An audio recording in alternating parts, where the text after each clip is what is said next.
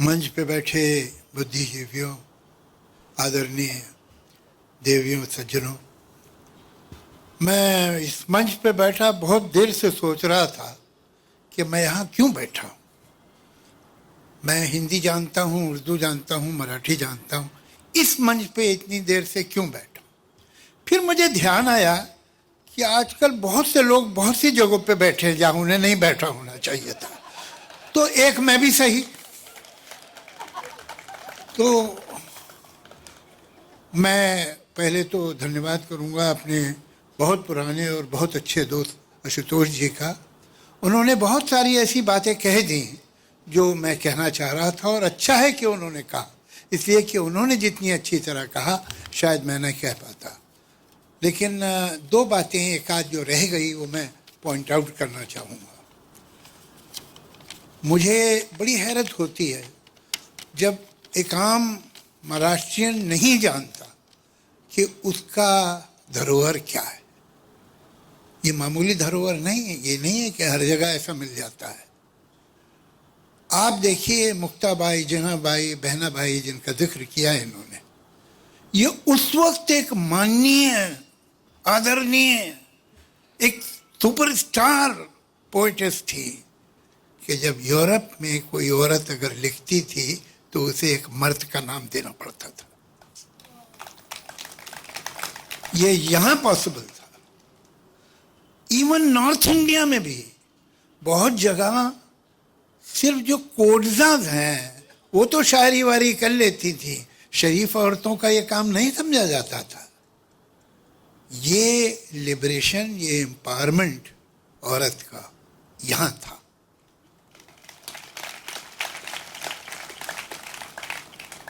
जहाँ तक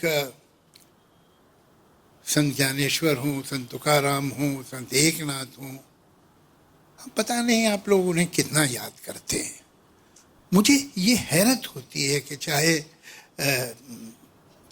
तेलुगु अपना मराठी के अन्नभाऊ साठे हों, पीएल देशपांडे हों, विजय तेंदुलकर हों, अगर नॉवलिस्ट आप बोलिए तो नासी फड़के हो, खांडेकर हों, दलित पोइट्स हों तो दिया पवार, फिर एक फीमेल पोइट है, वेरी इंपॉर्टेंट पोइट, प्रज्ञा पवार। दिया पवार तो उनके फादर थे। नामदेव ढसाल, नाम आप गिनते जाइए। पीके अत्रे, पीके अत्रे का एक पता नहीं कितने लोगों को मालूम है कि उन्होंने एक दैनिक मराठा एक पेपर निकाला था और उन्होंने किसी से पैसा नहीं लिया। उन्होंने कहा हर महाराष्ट्रियन मुझे सिर्फ 1 रुपया देगा, मैं 2 रुपए नहीं लूंगा, और 1 रुपया लोगों से लेके उस पेपर को चलाया। ये 2 जगह मुझे मालूम है हिंदुस्तान में, एक बंगाल और एक महाराष्ट्र, जहां कम से कम आज से 25-30 साल पहले तक तो गरीब से गरीब आदमी और एक जो मध्यम वर्ग का परिवार होता था उसके बजट में पुस्तक का हिस्सा होता था कि ये मैगजीन लेने हैं, ये किताबें इतनी तो खरीदनी है इस महीने। मुझे मालूम नहीं अब बजट चेंज हो गया है कि वही है, मगर इसको सेलिब्रेट क्यों नहीं करते आप लोग। मैं तो इस शहर में चारों तरफ घूमता हूँ, मैंने तो इन बड़े बड़े राइटर्स के, बड़े बड़े पोइट्स के कोई स्कल्पचर कहीं देखे नहीं है, बड़े चौराहे इनके नाम पे देखे नहीं है। क्यों? ये एक ऐसा सीक्रेट क्यों है जिसे ढूंढना पड़ता है? इस पे तो आपको गौरव होना चाहिए, मगर कोई वजह है कि कुछ इस मामले में आप बहुत अंडर प्ले करते हैं। ये बात ठीक नहीं है। हम तो होना ये चाहिए कि अगर आदमी मुंबई के एक कोने से दूसरे कोने जा रहा है तो हर चौहे पे बड़े कलाकार का, भले बड़े संगीतकार हो। हमारे संगीत में महाराष्ट्र का क्या कंट्रीब्यूशन, स्पोर्ट्स में महाराष्ट्र का क्या कंट्रीब्यूशन है, साहित्य में महाराष्ट्र का क्या कंट्रीब्यूशन, और देश में आने वाले नए विचार। गेट वे ऑफ इंडिया सिर्फ वहाँ नहीं है ताज में के सामने, ये मुंबई जो है, ये महाराष्ट्र जो है, ये गेट वे ऑफ इंडिया है। पूरा दलित मूवमेंट कहाँ से शुरू हुआ? यहां से हूं। जो नए विचार आए, दुनिया हिंदुस्तान की पहली लेडी डॉक्टर एक महाराष्ट्रियन थी, कहीं है उसका स्कल्पचर, स्टैचू उसके नाम का, लोग जानते हैं उसके बारे में। आपके घर में खजाना गड़ा हुआ है और आप उसे बाहर नहीं निकाल रहे, पता नहीं क्यों। खैर चलिए, तो अब काफी मैंने आपको क्रिटिसाइज कर लिया, अब कुछ दूसरी बातें करूं। ये क्या है, क्या पहले हमें सब भाषा और साहित्य, इनकी आज की दुनिया में इनकी क्या महत्वता क्या है, क्यों जरूरी है? जब जैसा कि राज जी ने कहा कि मैंने हमेशा ये कहा है कि लोगों को अपनी मातृभाषा आनी चाहिए, क्यों आनी चाहिए? ऐसी क्या बात है भाई? अब ऐसी अगर मैं भाषाएं आ गई, एक महाराष्ट्रियन फ्लुएंट हिंदी बोलने लगा और फ्लुएंट अंग्रेजी बोलने चला, हो गया काम। तो फिर ये भाषा, मातृभाषा जो है, उसके आने की क्या जरूरत है और बहुत ज्यादा है। एक बात याद रखिएगा कि पेड़ जितना ऊपर जाए और जितनी उसकी डालियां और शाखें, ब्रांचेस दूर तक फैलें, उतनी ही जड़ें गहरी होनी चाहिए, वरना पेड़ गिर जाएगा। भाषा सिर्फ मैंने कहा और आपने समझा, आपने कहा और मैंने समझा नहीं है, इससे बहुत ज्यादा है। भाषा आपकी पहचान है, भाषा आपका अपनी जमीन से, अपनी धरती से रिश्ता है, अपनी संस्कृति से, अपने इतिहास से रिश्ता है भाषा। आप एक बच्चे को उसकी भाषा से काट दीजिए, वो अपनी संस्कृति से, अपनी तहजीब से, अपने इतिहास से कट गया। अब वो कहीं का भी हो सकता है या कहीं का भी नहीं रहा। ये बहुत जरूरी है। लेकिन कभी कभी मैं देखता हूं कि लोग अलग अलग भारत में ये बात करते हैं, इंग्लिश को साफ नहीं। हमको, हमारे बच्चों को मल्टीलिंगुअल होना चाहिए, हमारे बच्चे को इंग्लिश आनी ही चाहिए, but not at the cost of his mother tongue. इसलिए कि वो दिन गए जब इंग्लिश अंग्रेजों की जबान थी, वो अब उनकी जबान नहीं है, वो अब दुनिया की जबान है, वो हर जगह समझी जाती है। और अगर आपको दुनिया से डील करना है, दुनिया से कुछ रखना है, रख रखाव, तो आपको इंग्लिश आनी चाहिए, इसमें तो कोई शक ही नहीं। लेकिन उसके साथ आपकी अपनी पहचान, आपकी अपनी जड़ें बहुत ज़रूरी हैं, और वो आपको आपकी भाषा ही देगी। चलिए, आपने भाषा सीख ली, तो अब ये क्या ज़रूरी है कि भाई साहित्य भी पढ़ा जाए। साहित्य में क्या बात? साहित्य में एक बड़ी अजीब बात है, वो किसी भी भाषा का हो, जो अच्छा साहित्य है वो दो बातें बताता है जो दोनों एक दूसरे के खिलाफ है। एक बात ये बताता है कि दुनिया में कैसे कैसे अजीब लोग हैं, कैसे कैसे संस्कार हैं, कैसे कैसे जीने के ढंग हैं, कैसे कैसे रवाज हैं, रीतें हैं, कितने अलग हैं। और उसी समय एक और बात भी बताता है कि दुनिया के सारे लोग कितने एक जैसे। आपकी जो सरगम है भावनाओं की, वही सात सुर है, वो किसी भाषा में बचे, किसी दुनिया के किसी कोने में बजे, सुर साथ है। यही जिंदगी है। हम में एम्पैथी पैदा होती है, हम में अंडरस्टैंडिंग पैदा होती है उन लोगों से जिनके शायद हम देश कभी नहीं गए, या वो अगर हमारे ही देश में है तो हम उनके घर के अंदर कभी नहीं गए। जो हिस्टोरियन है वो तो इतिहास लिखता है बादशाहों के, हुकूमतों के, राजाओं के, जंगों के। ये तो साहित्यकार है जो इतिहास आम आदमी का लिखता है। जब वो आपको एक घर की कहानी सुनाता है, ये कौन बताएगा? ये हिस्टोरियन थोड़ी बताएगा, साहित्यकार थोड़ी, ये इतिहासकार तो नहीं बताएगा, ये तो वही बताएगा। फिर आपको लगेगा कि हो सकता है इनका वर्ग अलग है, इनका धर्म अलग है, इनकी भाषा अलग है, इनके मुल्क में कुछ और दूसरे रीति रिवाज है, लेकिन इनके दुख सुख तो हमारे ही जैसे हैं। आप में इंसान से मोहब्बत पैदा होगी, आप इंसान को बेहतर समझेंगे। आप हर एक के घर नहीं जा सकते, हर कल्चर को पर्सनली जाके नहीं देख सकते, लेकिन एक अच्छा नॉवल, एक अच्छी शॉर्ट स्टोरी आपको उन लोगों से मोहब्बत करा देगी जिनसे अभी आपकी मुलाकात नहीं हुई। ये है इतिहास। अब इसमें ये तो हुआ प्रोज। पोइट्री का किस्सा ये है कि पोइट्री, कमाल की बात यह है कि भाषाएं दुनिया में इसलिए बनी थी कि मैं बोलूं और आप समझें और आप बोले और मैं समझूं, लेकिन अक्सर कम्युनिकेशन में जो बाधा है वो भाषा होती है, वो दीवार बन जाती है। और इस दीवार में अगर कोई खिड़कियां हैं तो वो है अनुवाद।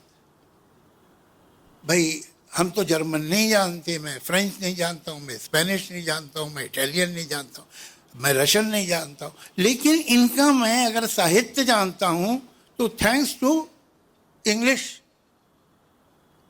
अगर मैं बंगाली लिटरेचर का जानता हूँ तो थैंक्स टू उर्दू, इसलिए कि उर्दू में एक समय में सारा क्लासिकल बंगाली लिटरेचर ट्रांसलेट हुआ। ये काम बहुत सीरियसली होना चाहिए हमारी मराठी भाषा के लिए। इसका ट्रांसलेशन मैं आपको बताऊं, मैं तो 19 साल का था तकरीबन जब मैं मुंबई आया। मैं आया था नॉर्थ इंडिया से, यूपी से।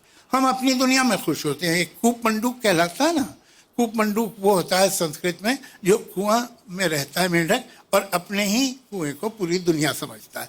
हम में से अक्सर लोग कूप मंडूक हैं। जब मैं यहाँ आया तो मुझे एक शब्द नहीं मालूम था मराठी साहित्य के बारे में, मराठी राइटिंग के बारे में। मेरे कुछ मराठी महाराष्ट्रियन दोस्त थे, मुझे ले गए, उन्होंने विजय तेंदुलकर का प्ले दिखा दिया मुझे। मैं आपसे यकीन करिए आप कि मैं ज़मीन पे घुटनों के बल बैठ गया।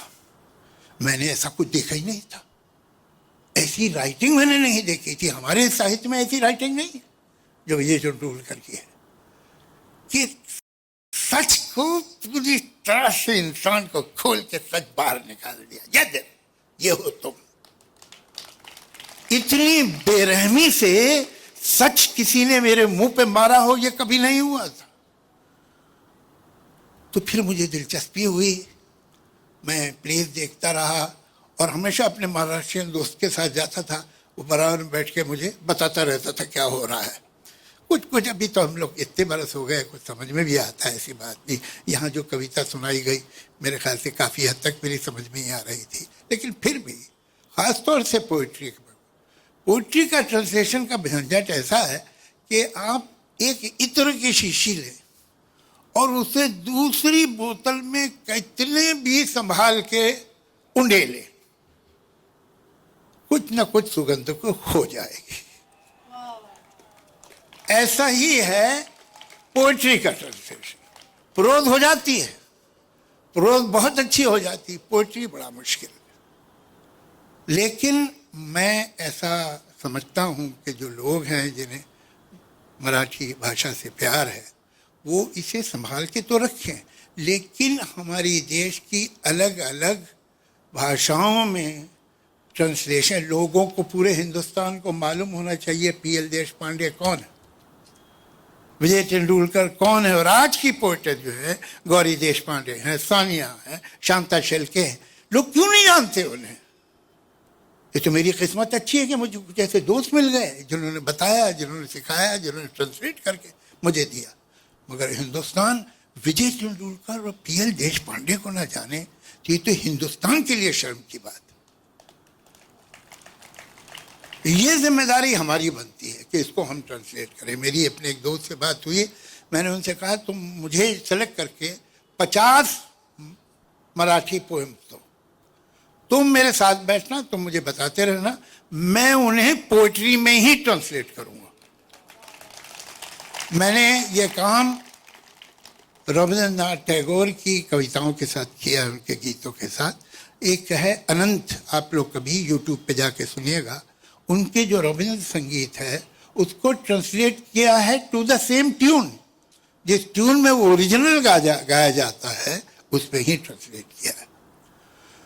तो ये हमारा मेरे ख्याल से कर्तव्य बनता है। हम जो आ गए बाहर से रहे, मैं तो यहाँ समझिए 55 साल से यहीं रहता हूँ, वहाँ 53-55 साल से, लेकिन मेरी कोई और भाषा है तो मेरा कर्तव्य है, मेरा ये कर्तव्य है एज अ राइटर कि मैं एक पुल बनूं मराठी और दुनिया की दूसरी जबानों के बीच में।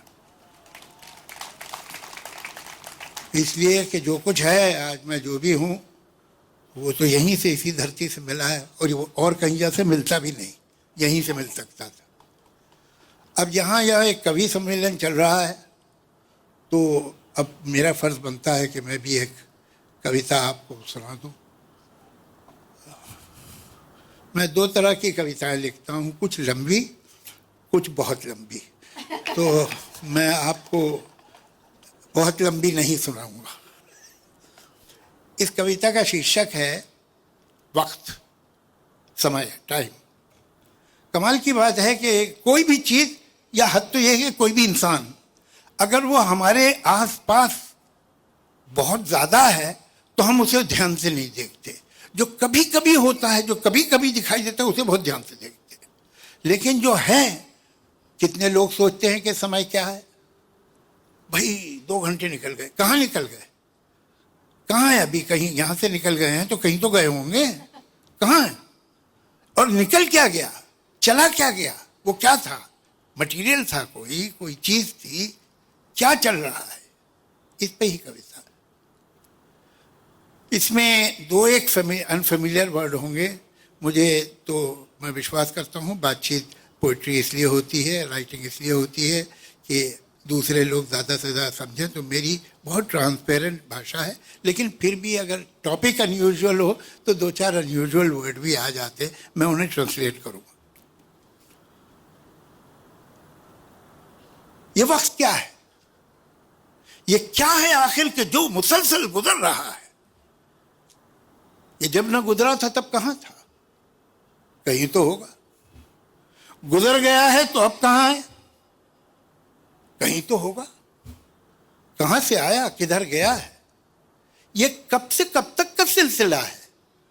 ये वक्त क्या है, ये वाकये, हादसे, तसादुम, these incidents, these accidents, these conflicts, every pain, every pleasure, every happiness, every sadness, every sorrow, every joy, ये वाकये, हादसे, तसादुम, हर एक गम और हर एक मसरत, हर एक अज़ियत, हर एक लज्जत, हर एक तबस्सुम इस्माइल, हर एक आंसू, हर एक नगमा, हर एक खुशबू, वो जख्म का दर्द हो कि वो लम्स स्पर्श का जादू, खुद अपनी आवाज हो कि माहौल की सदाएं, ये जहन में बनती और बिगड़ती हुई फजाएं, ये फिक्र में आए जलजले हों कि दिल की हलचल, तमाम एहसास, सारे जज्बे, all feelings, all emotions, ये जैसे पत्ते बहते पानी की सतह पर जैसे तैरते हैं, अभी यहाँ है, अभी वहां है, और अब है ओझल। दिखाई देता नहीं है, लेकिन ये कुछ तो है जो कि बह रहा है। ये कैसा दरिया है, किन पहाड़ों से आ रहा है, ये किस समंदर को जा रहा है, ये वक्त क्या है। कभी कभी मैं ये सोचता हूं कि चलती गाड़ी से पेड़ देखो तो ऐसा लगता है दूसरी समझ जा रहे हैं। कभी कभी मैं ये सोचता हूं कि चलती गाड़ी से पेड़ देखो तो ऐसा लगता है दूसरी समझ जा रहे हैं, मगर हकीकत में पेड़ अपनी जगह खड़े। तो क्या ये मुमकिन है, सारी सदियां कतार अंदर कतार अपनी जगह खड़ी हो, ये वक्त साकित हो और हम ही गुजर रहे हों। इस एक लम्हे में सारे लम्हे, तमाम सदियां छुपी हुई हो, न कोई आइंदा न गुज़िश्ता, जो हो चुका है वो हो रहा है, जो होने वाला है हो रहा है।